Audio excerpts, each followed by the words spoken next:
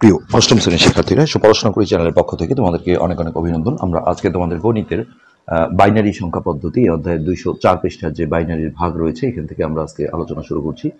তো ইতিপূর্বে আমরা বাইনারির যোগ বিয়োগ গুণ এগুলো সেরে ফেলেছি। যারা দেখোনি ভিডিওর নিচে প্লে লিস্টের লিঙ্ক দেওয়া থাকে সেখান থেকে দেখে নিবে। তো এইখানে দেখো বাইনারি সংখ্যার ভাগের একটা টেবিল দেওয়া হয়েছে। হ্যাঁ, জিরোকে জিরো দিয়ে ভাগ করা যায় না, এটা অসংজ্ঞায়িত বলা হয়, বা এরকম ভাগ আমাদের এখানে আসবেও না। হ্যাঁ, তারপরে জিরোকে যদি আমরা 1 দিয়ে ভাগ করি, হ্যাঁ, তাহলে হচ্ছে জিরো আসবে। আর হচ্ছে 1কে যদি জিরো দিয়ে, মানে জিরো দিয়ে কাউকেই ভাগ করা যায় না, এটা অসংজ্ঞায়িত হয়, আর এটা অঙ্কের ক্ষেত্রে দেখবা যে আসবেও না। হ্যাঁ, আবার 1কে 1 দিয়ে ভাগ করলে 1 হয়, একদম পুরো আমাদের 10 ভিত্তিকের নিয়মই হ্যাঁ হবে। তবে ভাগ অঙ্ক করতে গেলে কিন্তু বিয়োগের প্রয়োজন হয়। তোমরা জানো যে ভাগের এই যে মাঝখানের এই জায়গাটা বিয়োগ করতে হয়, যার কারণে বাইনারির বিয়োগের ধারণাটা আমরা যদিও আগে আলোচনা করেছি, হ্যাঁ, আজকে আবারও একটু ব্যাপারটা রিভিউ করে দিচ্ছি। বাইনারির যে বিয়োগ, তো এই বাইনারির বিয়োগের যে চার্টটা তোমাদের ছিল, হ্যাঁ, সেটা হচ্ছে এরকম। এটা অবশ্যই নোট করে নাও। বইয়ে যেগুলো ছিল সেগুলো আমরা দেবো, আর অতিরিক্ত আমরা 2টা দেবো। আসলে বিয়োগ কিন্তু 3 নিয়মে করা হয়। একটা হচ্ছে ধার করা পদ্ধতি, একটা হচ্ছে হাতে রেখে, আর একটা হচ্ছে কমপ্লিমেন্ট ব্যবহার করে। তো আমরা যে নিয়মটা দেখাচ্ছি সেটা হচ্ছে হ্যাঁ হাতে রেখে।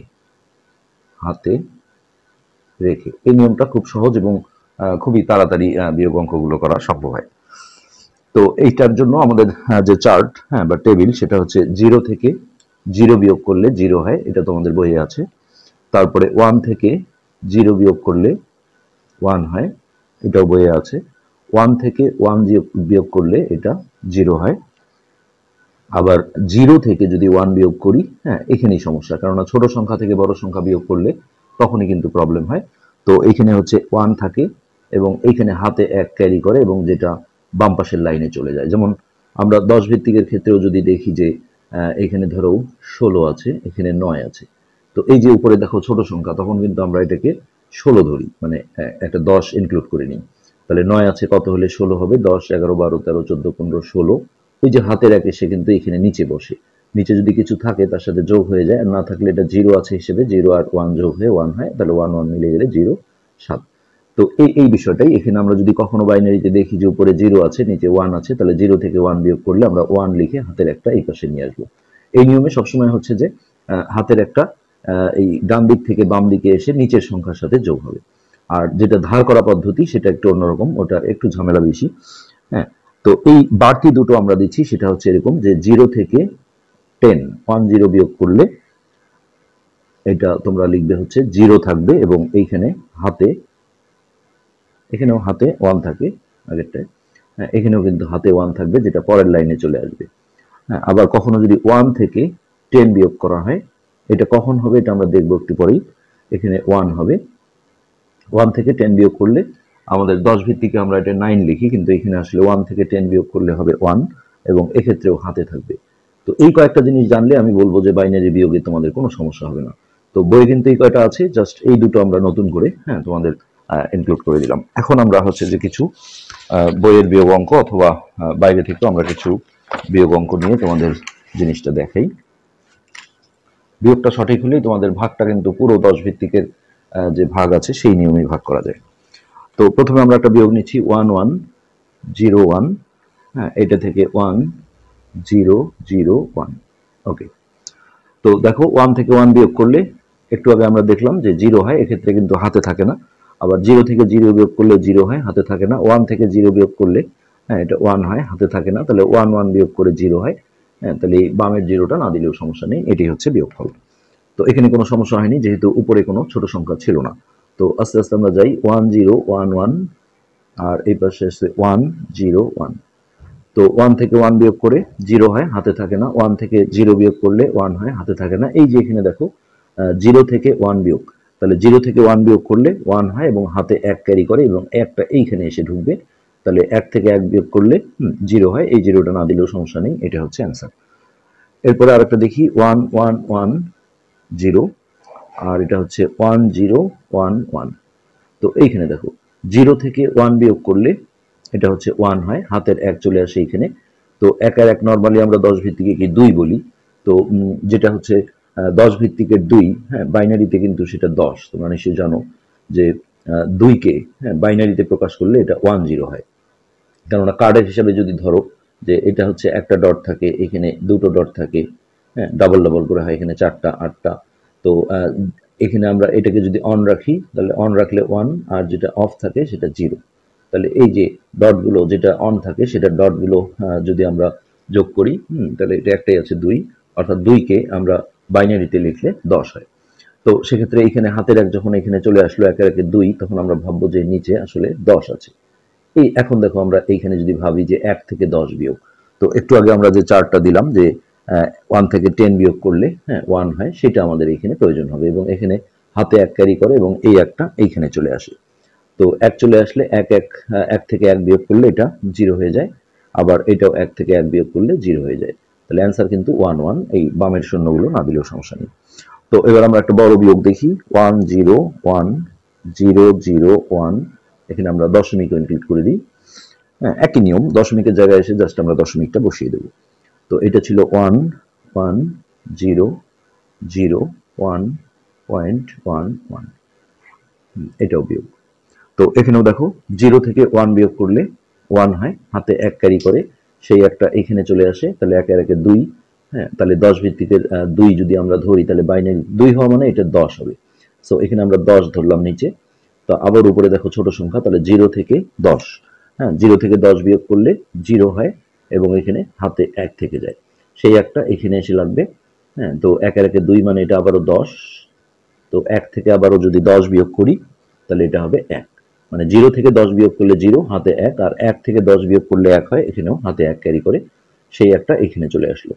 তো এখানে চলে আসে 0 থেকে 1 বিয়োগ করলে এটা হবে হচ্ছে 1। আবারও হাতের 1 চলে আসলো এখানে, আবারও 0 থেকে 1 বিয়োগ করলে 1, হাতের 1 চলে আসলো এখানে।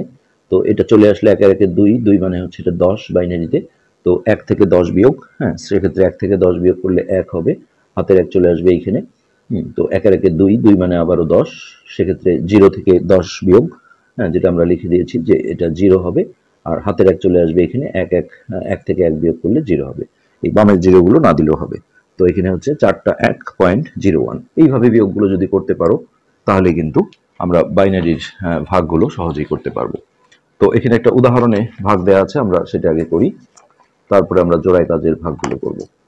তো এখানে আছে 1 0 1 1, এটা হচ্ছে ভাজক, আর ভাজ্য হচ্ছে 1 1 0 1 1 1। ঠিক 10 ভিত্তিকে আমরা যেভাবে করি, এখানে দেখো 4টা ডিজিট আছে, আমরা প্রথম চয়েস করব এখানেও 4টা, যদি ছোট হয়ে যায় তাহলে এক ঘর বেশি নিতে হয়। তো যেহেতু এটা চলবে, এটা 1011, আর এটা দেখো 1101, তো এর মাথায় একটা ছোট্ট করে দাগ দাও। এটা 10 ভিত্তিকের সাথে এই জন্যই পুরোপুরি মেলে যে আসলে 1 দিয়ে গুণ করলে 10 ভিত্তিকেও যেমন কোনো পরিবর্তন হয় না, এখানেও কিন্তু কোনো পরিবর্তন হয় না, এটাকে 1 দিয়ে গুণ করলে এটাই আসবে।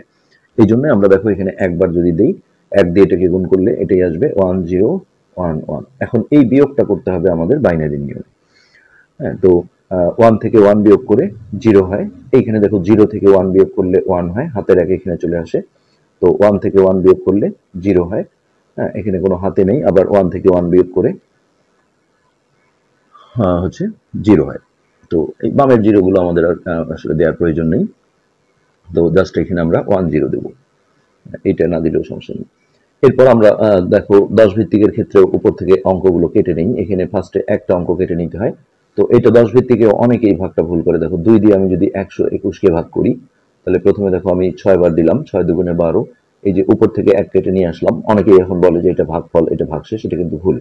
কেননা 121কে 2 দিয়ে ভাগ করলে মিনিমাম তো অর্ধেক করলে কত 60 তো হবেই, তাই না? 60 দুগুণে 120, তো 60 পার হয়ে যাবে যেহেতু 121 আছে। যাই হোক, 6 তো আর ভাগফল হতে পারে না। তো ভাগের নিয়ম হচ্ছে উপর থেকে কোনো একটা অঙ্ক কাটলে এটা ভাজকের চেয়ে ছোট হলে ভাগফলে একটা শূন্য দিতে হয়। এটা আমরা এইভাবে করতে পারি যে 0 বার দিলাম, 2 0 0, তারপরে 1 থেকে 0 বিয়োগ করে সরি 1। হ্যাঁ, অথবা এই জায়গায় এই লাইনটা না দিলেও হবে, সরাসরি এখানে 0 দিয়ে বলতে হবে যে ভাগফল 60 আর ভাগশেষ হচ্ছে 1। তো এখানেও কিন্তু একই নিয়ম, যে উপর থেকে আমরা যখন এই 1টা কেটে নিলাম, তখন এই যে 101 হলো, এটা কিন্তু এর চেয়ে ছোট, যার কারণে এইখানে একটা আমাদের শূন্য ইউজ করতে হবে। তো এটা আবার এইভাবে করার প্রয়োজন নেই যে 0 দিয়ে এই পুরোটাকে গুণ করে আবার 0 দিলাম সবগুলো। হ্যাঁ, এখন এই শূন্যটা দেওয়ার পরে আমরা হচ্ছে যে এই পরের অঙ্কটা এখানে কেটে নেব। তো এই পরের অঙ্কটা কাটার পরে দেখো এখানে আমরা একবার দিলেই, হ্যাঁ, 1 দিয়ে এটাকে গুণ করলে এটা আসবে, একদম পুরোপুরি মিলে গেল। কখনো ভাগশেষ আসতে পারে। তো এইটা হচ্ছে 0 হয়ে গেল। এখন এইটা হচ্ছে আমাদের ভাগফল, এটাই ভাগফল। ভাগফল হচ্ছে 101। ওকে, এখন আমরা এখানে জোড়ায় কাজে যে ভাগগুলো রয়েছে হ্যাঁ সেগুলো সলভ করার চেষ্টা করব। তো সবগুলো একই নিয়ম, জাস্ট তোমরা বিয়োগটা যদি সঠিকভাবে করতে পারো তাহলে কিন্তু আমি মনে করি যে ভাগগুলোতে আসলে কোনো সমস্যা থাকার কথা নয়। তো আমরা এখন যে জোড়ায় কাজের যে 1 নম্বরটা আছে 1010 ভাগ হচ্ছে 1010 ভাগ 10, এই ভাগটা সম্পন্ন করব বাইনারি নিয়মে। তো প্রথমত আমরা দেখো 10 দিয়ে ভাগ দিলাম, এটা এখানে বসেই। এখানেও দেখো প্রথমে আমরা এই যে এইটুকে একবার দিলাম, তাহলে 10 আর 1 গুণ করলে 10 হবে। এই যে উপর থেকে যখন একটা অঙ্ক কাটলাম এটা হচ্ছে ছোট, এখানে একটা শূন্য দিতে হবে, দেওয়ার পরে এই অঙ্কটা আমরা এইখানে কেটে নেব। হ্যাঁ, এটা যদি কেটে নেই তাহলে দেখো 10 হয়ে গেছে। তাহলে এখানে আরেকবার যদি 1 বার দিই তাহলে 10 আর 1 গুণ করলে 10 হবে। তাহলে এটাই হচ্ছে আমাদের ভাগফল 101, একদম অতি সহজ। 2 নম্বর ছিল এরকম 1011, এটা 111011। তো ফার্স্ট টাইম আমরা এখানে 4টা অঙ্ক নিয়ে যদি একবার দিই তাহলে 1011। হ্যাঁ, এখন আমরা যদি এটা বিয়োগ করি, 0 থেকে 1 বিয়োগ করলে 1 হয়, হাতের 1 ক্যারি করে, এখানে 1 ক্যারি করলে এটা 1 এর 2 মানে এটা হলো 10। তাহলে 1 থেকে 10 বিয়োগ করলে আমরা জানি 1 হয়, আর হাতের আগে এখানে চলে আসে 1 বিয়োগ করে 0, এটাও 0 হয়ে যায়, অর্থাৎ 11। আচ্ছা, এরপরে এইখান থেকে আমরা উপর থেকে একটা 1 কেটে নিলাম, কিন্তু কেটে নেওয়ার পরে আমরা দেখছি যে এই সংখ্যাটা এটার চেয়ে ছোট হয়ে যায়। সো এইখানে আমরা একটা 0 ইউজ করতে হবে। এইটা দেওয়ার পরে এইখান থেকে আমরা এই পরের 1টা কেটে নেব। হ্যাঁ, আগেরটা একটু ভুল ছিল। তো এখন কিন্তু একবার দেয়া যায়, এখানে আমরা একবার দিলাম, একবার দিলে 1011। তো এখন আমরা বিয়োগ করলে 1 থেকে 1 বিয়োগ করে 0, 1 থেকে 1 বিয়োগ করে 0, 1 থেকে 0 বিয়োগ করলে এটা হয় 1। তো এখন দেখো এটা আর দশমিক না এনে আমরা এখানেই শেষ করে দিতে পারি যে অতএব ভাগফল 101, আর এইটাকে আমরা ভাগশেষ বলবো, ভাগশেষ 100। ওকে, তো এবার আমরা 3 নম্বরটা দেখি। 3 নম্বরে আছে 10, 1 2 3, তিনটা 1, তারপর আছে 0 1 0, এইটাকে ভাগ করতে বলা হয়েছে 1001। তো আমরা ভাগের ফরম্যাটে নিয়ে নিই 1001, আর এটা হচ্ছে আমাদের ভাজ্য 1011010। তো এখানে 4টা ডিজিট, তাহলে 1 2 3 4, 4 ডিজিটে দেখো হয়ে যাবে, যেহেতু হচ্ছে বড় আছে। তো ফার্স্ট টাইম এখানে আমরা কত একবার দেব, যেটা নিয়ম, আসলে ভাগের নিয়ম তোমরা নিশ্চয়ই জানো যে 10 ভিত্তিকেও এইভাবেই করতে হয় ভাগগুলো। ফার্স্ট টাইম আমরা এখানে একবার দিলাম, তো 1 দিয়ে এটাকে গুণ করলে এটাই আসবে 1001। এবার এটা আমরা বিয়োগ করে নেব। তো বিয়োগ করলে হবে 1 থেকে 1 বিয়োগ করলে 0 হয়, 1 থেকে 0 বিয়োগ করে 1 হয়, 0 থেকে 0 বিয়োগ করলে 0, এটাও 0, বাম পাশের 0গুলো আমরা ইউজ করবো না। এবার এই যে উপর থেকে আমরা 1টা কাটলাম, তাহলে এই সংখ্যাটা দেখো এর চেয়ে ছোট, তাহলে এখানে একটা শূন্য দিতে হবে। এরপরে আমরা এই অঙ্কটা এখানে কাটবো, এটা হচ্ছে 1010, আর এটা দেখো 1001, তাহলে মিনিমাম একবার যদি দেওয়া যায় তাহলে আর শূন্য দেওয়া যাবে না। সো এইখান থেকে আমরা একবার দিলাম, একবার দিলে এটাই আসবে এখানে 1001। তো 0 থেকে 1 বিয়োগ করলে এখানে 1 হয়, এবং হাতে 1 ক্যারি করে এখানে। তো 1 থেকে 1 বিয়োগ করলে 0, এগুলো সব 0 হয়ে যাবে, এটা আর দিব না। এরপরে এইখানে 1টা আমরা কেটে নিলাম, তাহলে এই সংখ্যাটা দেখো এর চেয়ে ছোট হলে আমাকে হচ্ছে যে একটা শূন্য ইউজ করতে হবে। এটা আমরা একটু দেখি 1001, 11। তো ফার্স্টে হচ্ছে 1, তাহলে এইখানে আমাদের একটা 0 দিতে হচ্ছে, 0। এই 0টা দেওয়ার পরে আমরা এই পরের অঙ্ক যেটা আছে এটা কাটবো। এটা কাটার পরেও দেখো এই সংখ্যাটাও কিন্তু এর চেয়ে ছোট, তাহলে এখানে আমাদের আরো একটা 0 দিতে হবে। তো আর যেহেতু এখানে অঙ্ক কাটার নেই, তাহলে এটাই ভাগফল, এটাই ভাগশেষ। তো এখন আমরা বলবো যে ভাগফল, কারণ এগুলো দশমিকে আনলে আসলে অনেক ঝামেলা হবে, এই জন্য ভাগফল ভাগশেষ দিয়ে করাই ভালো। 10100 10100 আর ভাগশেষ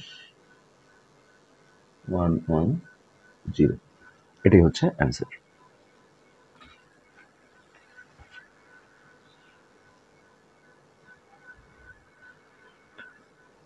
ওকে, এরপরে হচ্ছে আমাদের আজকের পাঠ আমরা আসলে এখানেই শেষ করছি। পরবর্তী পাঠে আমরা জোড়ায় কাজ যেটা 2 রয়েছে সেটা সম্পন্ন করব।